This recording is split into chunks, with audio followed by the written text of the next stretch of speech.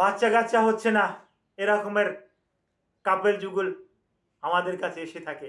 আসার পর husband wife দুজনাকেই বিভিন্ন রকমের পরীক্ষা নিরীক্ষা আমরা দিয়ে থাকি। এর ভিতরে পুরুষদের একটা পরীক্ষা,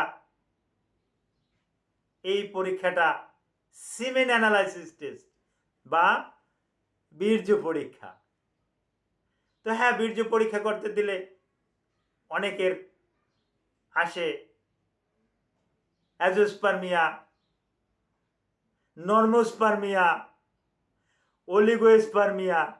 এখন অলিগোস্পার্মিয়াটা কি, এই বিষয়টা আমি আপনাদেরকে জানাবো। অনেকে আমার কাছে জানতে চেয়েছেন, তাই এই ভিডিওর মাধ্যমে আপনারাও জানবেন, অন্যরাও অলিগোস্পার্মিয়া সম্পর্কে জানতে পারবে। আসসালামু আলাইকুম রহমতুল্লাহি ওয়া বারাকাতুহু। আমি ডাক্তার মীর শহীদুল ইসলাম।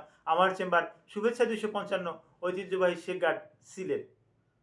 যে কোনো একটা সার্চ ইঞ্জিনে ডাক্তার মীর শহীদুল ইসলাম কথাটি লিখে সার্চ দিলে আপনি আমার সম্পর্কে বিস্তারিত তথ্য পেয়ে যাবেন। দর্শক শ্রোতা, আলোচনা করব অলিগোস্পার্মিয়া। অর্থাৎ আমাদের সর্বপ্রথম জানা উচিত 1 ml বীর্যে কি পরিমাণে শুক্রাণু থাকার কথা। 1 ml বীর্যে 15 মিলিয়ন থেকে 40 মিলিয়ন, এটা সাধারণত স্বাভাবিক থাকে। কারো কারো ক্ষেত্রে 200 মিলিয়ন পর্যন্ত স্পাম বা শুক্রাণু কিন্তু পাওয়া যায়। কিন্তু 15 মিলিয়নের যদি কম হয় তাহলে কিন্তু আমরা একটু সন্দেহে রাখি। সেক্ষেত্রে নর্মোস্পার্মিয়া বলি। সেক্ষেত্রে কনসেপ্ট করাতে পারে, সে গর্ভধারণ করাতে পারে, কিন্তু নাও পারে।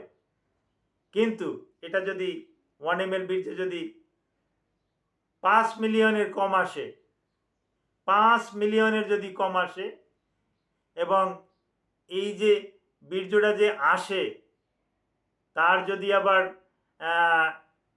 এই যে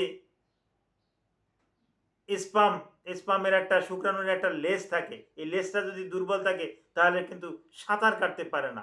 এটা আমরা মর্টিলিটি, মরফোলজি এগুলো নিয়ে যখন আলোচনা করি তখন এগুলো আমরা বলে থাকি বা দেখে থাকি।